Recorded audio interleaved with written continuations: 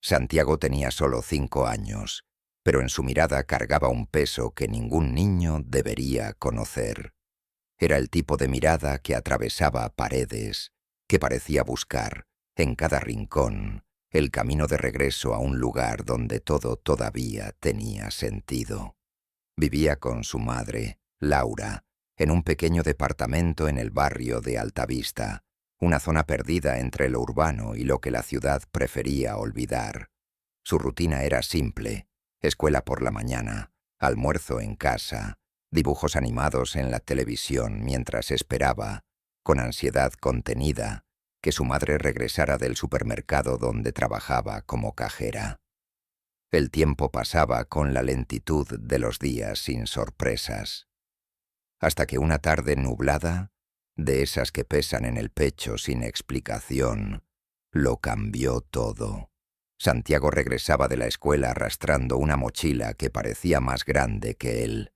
Caminaba por la vereda de siempre, la que conocía con los ojos cerrados, cuando un hombre se le acercó y dijo conocer a su mamá. Lo dijo con naturalidad, como si fuera lo más común del mundo. Lo demás fue confuso.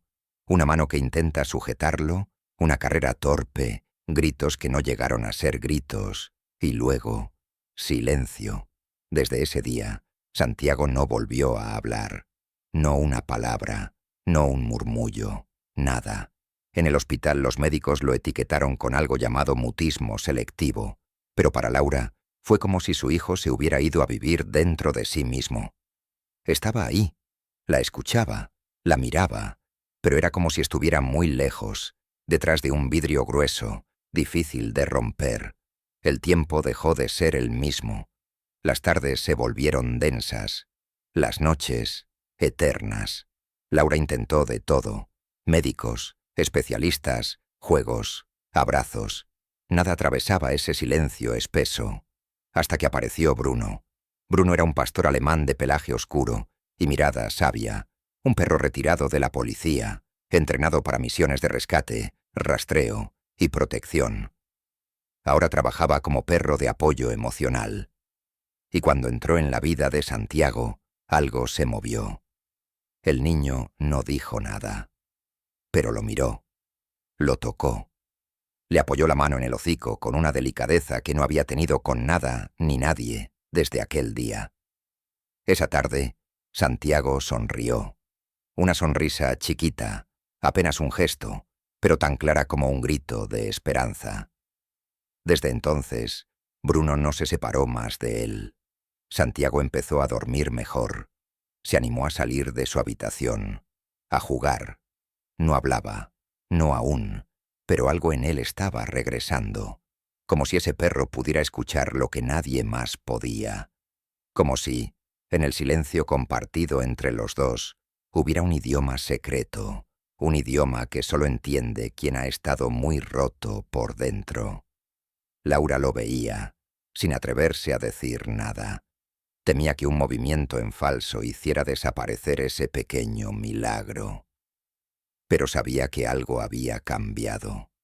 Lo sentía en el aire, en el modo en que Santiago lo seguía, en cómo acariciaba a Bruno antes de dormir. Había una grieta, un pequeño resquicio por donde volvía a entrar la luz. Bruno no ladraba mucho, no lo necesitaba.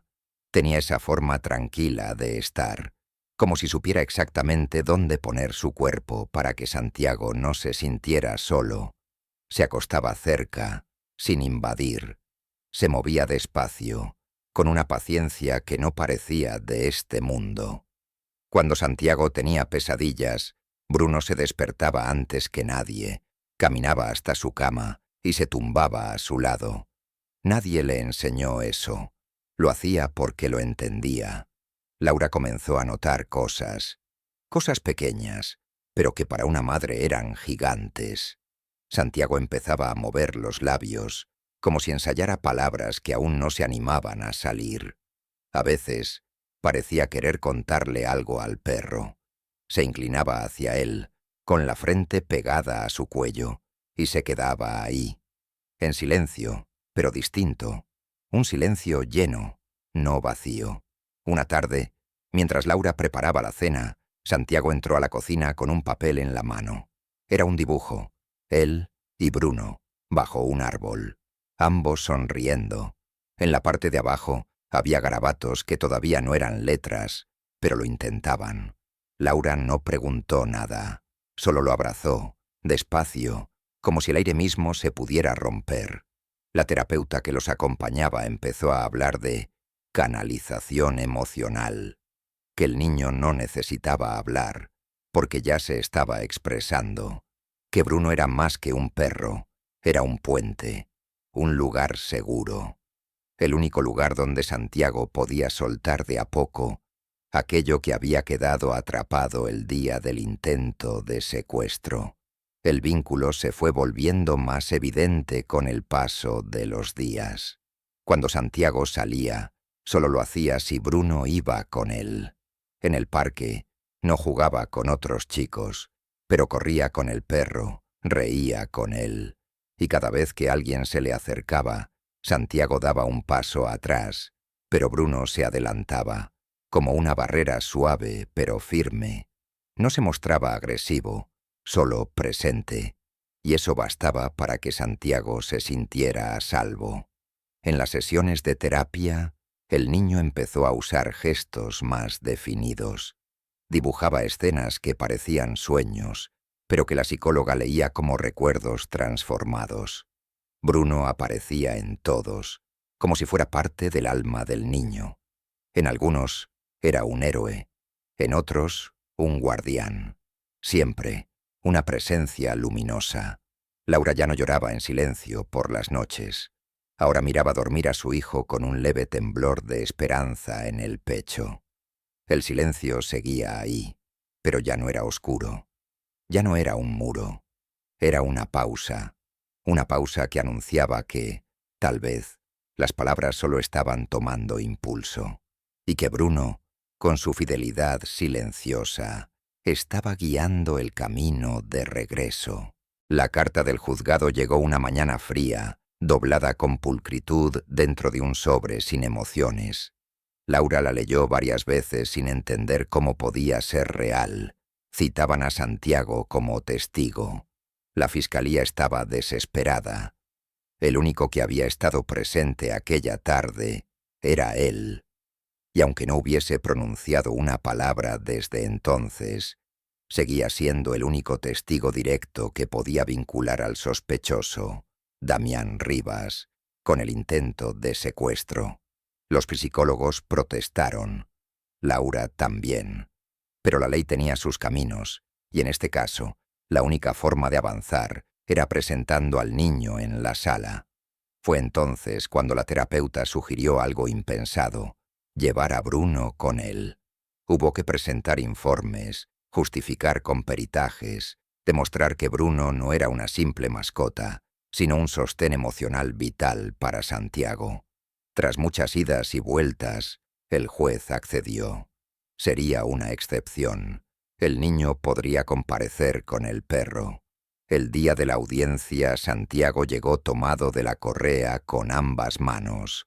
Vestía una camisa celeste y un suéter gris que apenas podía con su delgado cuerpo. Pero sus ojos estaban abiertos, atentos. Bruno caminaba a su lado, firme, tranquilo, como si entendiera perfectamente el peso del momento. La sala estaba llena, pero todo se volvió silencioso cuando el niño cruzó la puerta. El juez lo observó con gravedad. El fiscal se le acercó lentamente, sin presionarlo. Bruno, siempre atento, no quitaba los ojos de Santiago. Entonces sucedió. Cuando el niño se detuvo frente a Damián Rivas, Bruno se tensó. Su cuerpo se volvió una cuerda a punto de romperse. Erizó el lomo, gruñó bajo, profundo, como si el recuerdo del miedo se hubiera metido de golpe en su olfato. La reacción fue instintiva, limpia, sin espectáculo, pero todos en la sala lo vieron, y todos entendieron. Damián dio un paso atrás. Fue leve, casi imperceptible, pero ahí estaba, el gesto de alguien que siente que fue reconocido. El juez pidió orden. El defensor trató de minimizar el momento. Dijo que el perro estaba entrenado, que era parte de un show emocional. Pero quienes conocían a los animales sabían que eso no era un acto. Era alerta. Era instinto. El ambiente del juicio cambió. La defensa empezó a perder seguridad. El fiscal pidió un receso. Mientras tanto, Santiago seguía allí, en silencio, mirando a Bruno como si se apoyara en él para no desmoronarse. Sus manos, pequeñas, apretaban la correa con fuerza. El juez, hasta entonces reacio, empezó a ver a ese niño de otra forma. No como una víctima, no como un testigo forzado, sino como alguien que estaba haciendo un esfuerzo inmenso solo por estar ahí, y que, sin decir una palabra, estaba diciendo más que muchos adultos en la sala. Bruno no ladró más, solo se quedó de pie entre Santiago y el acusado, como un escudo vivo, como si su cuerpo hablara por el niño, y de algún modo lo hacía. Esa misma tarde, cuando todo parecía haberse calmado, Santiago volvió a casa con Laura y Bruno. El auto estaba en silencio, como siempre. Bruno se había echado junto a él en el asiento trasero, una pata apenas rozando su pierna, como si con ese contacto bastara para mantenerlo a flote. Fue entonces cuando sucedió algo inesperado. Santiago se quedó quieto, muy quieto. Su respiración cambió. Sus ojos se clavaron en el espejo retrovisor. Empezó a sudar, como si una ola de hielo lo hubiera envuelto. Laura lo llamó por su nombre, suave, sin alarmarlo, pero él no respondió. En vez de eso, levantó un dedo tembloroso y dibujó sobre el cristal empañado por su aliento. Un árbol, una cabaña, apenas sugerida con un rectángulo y líneas irregulares. Una cruz. Laura no entendió, pero cuando le mostró el dibujo a la psicóloga, ella contuvo el aliento. Era un recuerdo, un lugar, algo que su mente estaba comenzando a liberar. De inmediato, el equipo de investigación recibió el boceto. Cruzaron la imagen con registros de desapariciones anteriores. Y allí, entre montañas de papeles olvidados, apareció el expediente de una niña desaparecida 3 meses atrás. Había sido vista por última vez cerca de una zona boscosa, lejos del tránsito urbano. La coincidencia era demasiado precisa. Los agentes se movilizaron, con el dibujo como única pista y con Bruno liderando la marcha como si supiera exactamente qué buscar. Encontraron la cabaña. Estaba casi escondida entre árboles altos y secos, en el borde de una zona rural abandonada. No tenía caminos señalizados, ni señales de vida reciente, pero al acercarse, Bruno se tensó, su cola se alzó, sus pasos se volvieron más lentos, más decididos. Derribaron la puerta. El interior olía a humedad, encierro y algo más difícil de nombrar. Las paredes estaban recubiertas de madera vieja. En una habitación trasera, protegida por una cerradura improvisada, encontraron a la niña. Estaba viva, delgada, asustada, pero viva. El impacto fue inmediato. Cuando uno de los agentes la sacó al exterior, la niña murmuró una sola palabra: Damián. Nadie dijo nada durante unos segundos. No hacía falta. La conexión era clara, más clara que cualquier evidencia recolectada hasta el momento. Mientras tanto, Santiago seguía sin hablar, pero algo en su forma de estar había cambiado. En casa, se acercaba más a su madre, se dejaba abrazar, dormía mejor. A veces, por las noches, se levantaba y se sentaba en el pasillo junto a Bruno, en completo silencio, solo mirando la puerta, como si esperara algo o alguien. La psicóloga lo observaba con respeto. Dijo que el trauma había congelado su lenguaje, pero que se estaba descongelando, como el hielo bajo el sol. A su ritmo, sin apuro, con Bruno como calor, y así los gestos de Santiago comenzaron a cambiar. Dibujaba con más precisión, Usaba sus manos para expresar lo que no podía decir.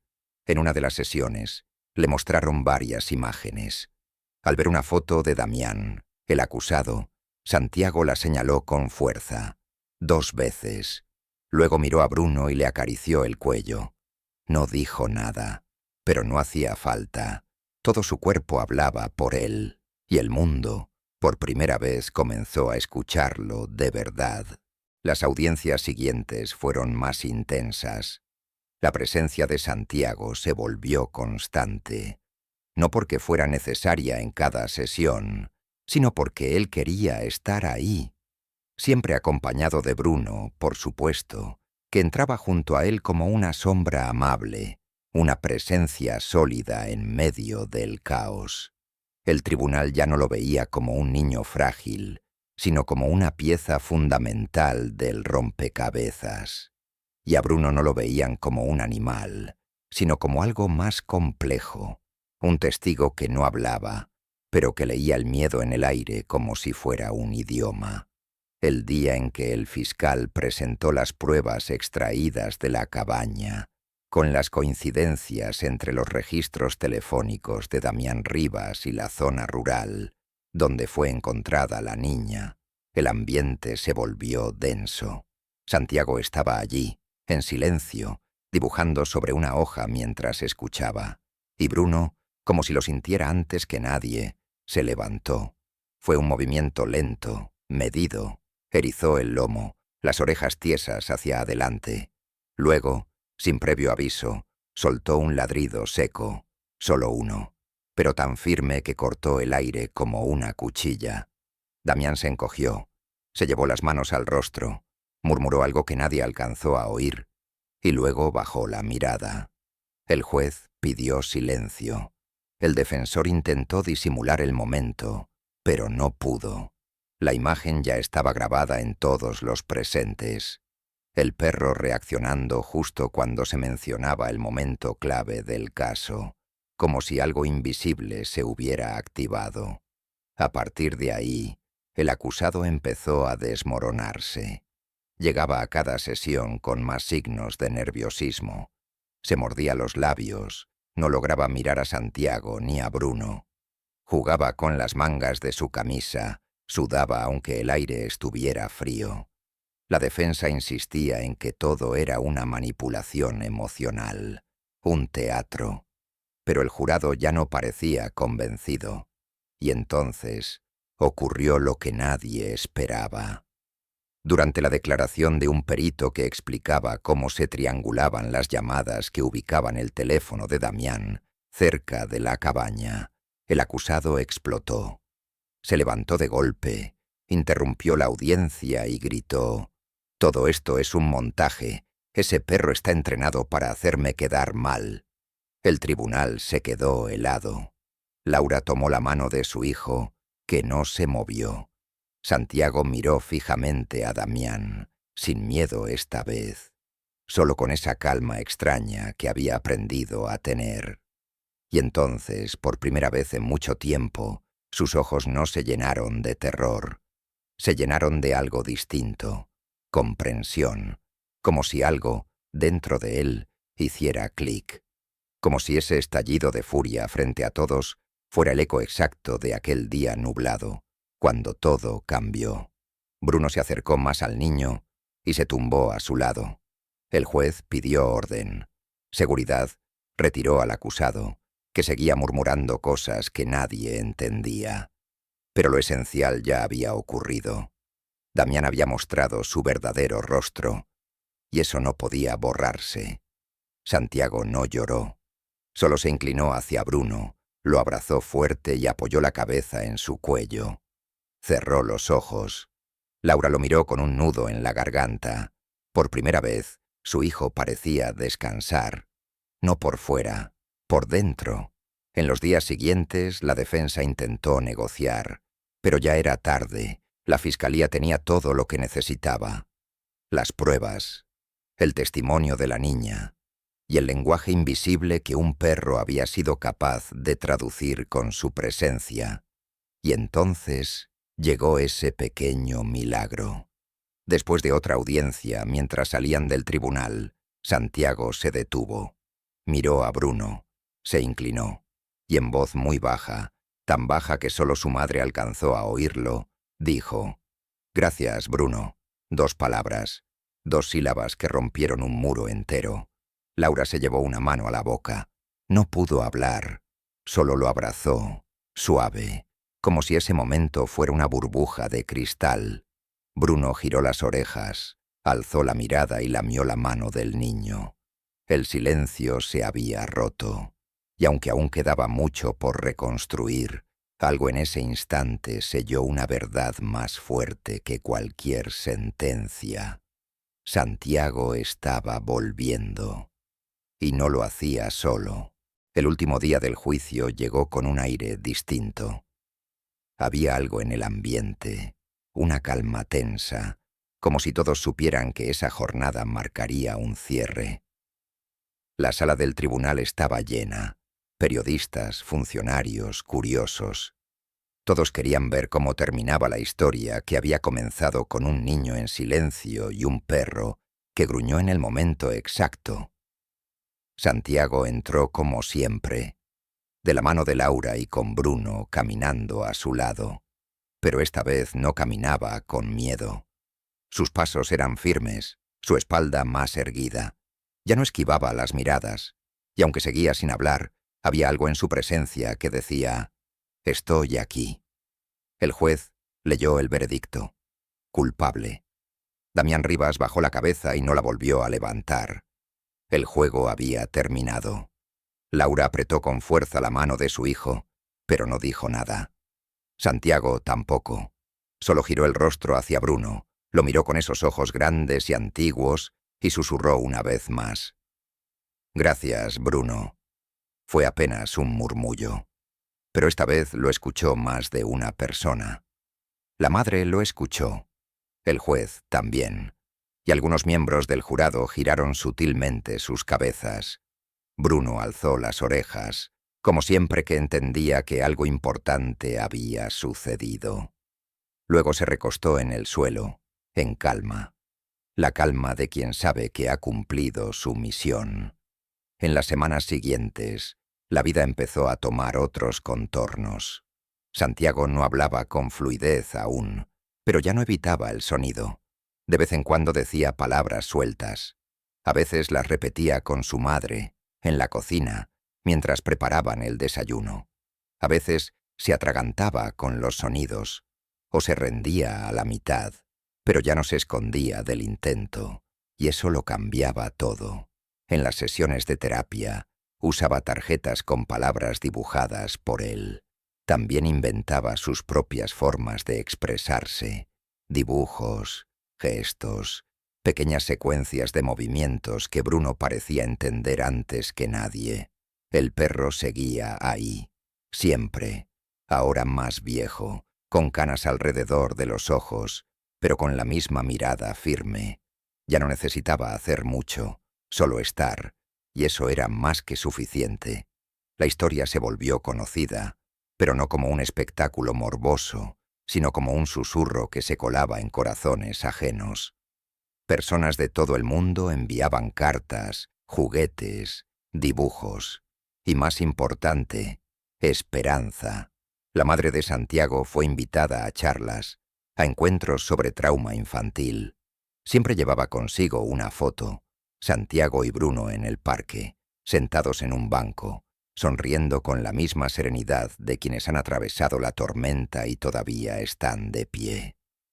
Un día, meses después del veredicto, se organizó un pequeño evento privado para reunir a quienes habían formado parte de ese proceso. Investigadores, terapeutas y también la familia de la niña rescatada. Ella y Santiago se encontraron bajo un árbol. Se miraron. No dijeron nada. No hacía falta. Después de un largo silencio, él dijo su nombre. Fue lento, pausado, con esfuerzo. Ella sonrió, sin sorpresa, y le respondió: «Te recuerdo». Bruno estaba acostado cerca, con los ojos entrecerrados, como si descansara al fin después de una misión cumplida. Hoy, Santiago tiene 6 años. Aún lucha con algunas palabras, pero cada una que pronuncia lo hace con intención. Elige sus frases como quien modela arcilla, con cuidado, con peso, con verdad. En la escuela participa más. A veces levanta la mano. A veces ríe con los demás. A veces se queda en silencio, pero ya no se siente invisible, porque ahora todos lo ven. Todos lo escuchan, incluso cuando no dice nada. Bruno sigue ahí, dormido a los pies de su cama, caminando a su lado en las mañanas. Ya no es necesario que lo proteja, pero se queda, porque eso hacen los buenos compañeros. Se quedan, incluso cuando lo peor ya pasó. Y así, en un mundo que alguna vez se rompió sin aviso, un niño y un perro caminaron juntos hacia la reconstrucción. No a través de gritos, ni de explicaciones largas, sino de algo mucho más fuerte: presencia, escucha y amor, incluso en silencio.